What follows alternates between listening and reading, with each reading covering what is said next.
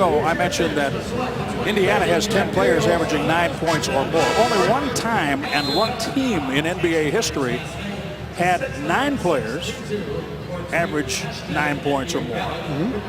When each player played in over half the team's games that season. That was in 1967-68, San Diego Rockets, on which you played. You had 12.1 points a game. You had 9 players on that team that averaged 9 or more. It's the only time in league history that a team can say that for a season. Gee, Jim, I didn't even know that, and I played on that team. Of course you didn't. You know, that team as an expansion team beat the Philadelphia 76ers that year, who were the NBA champions, with Wilt leading the league in assists. It shows you what can happen, doesn't it? Wow. Toby Kimball was on that team. Yeah. Jim Block, Barnett. Don Kojas. Dave Gamby. Yeah. Henry Finkel. Gamby came here with me as well. Don Kojas grew up in Milwaukee.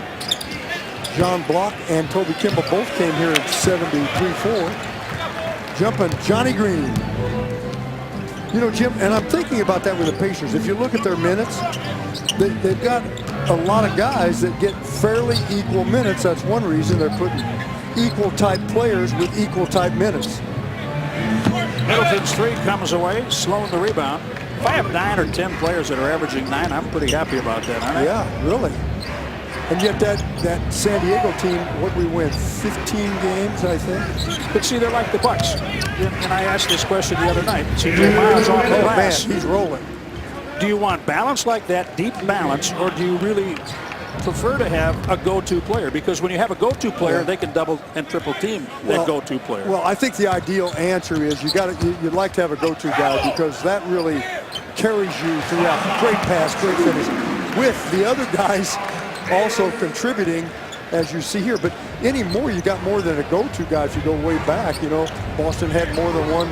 LA had one. I mean, we had more than one on our championship team. Philadelphia, all of them. You know? This whole thing about having 3 players, the modern version of that. Zaza knocked it away after scoring a moment ago to get to 8, and Bayless pays off that defense. This modern big 3 thing has been around this league forever. A long time. I mean, it's ridiculous. It's Teams have had 3 all. players forever. Forever. That's right. I mean, you can go back to the 60s. And if you want me to name them, I could, but certainly it goes back. Not a new invention. That's Hibbert from the outside. Hibbert, you know, big man with that kind of range. Okay, I'll go outside, guys. I've been inside a few times in the first half.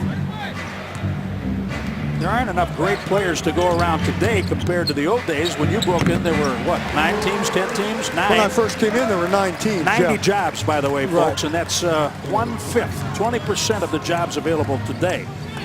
So that's everybody had great players.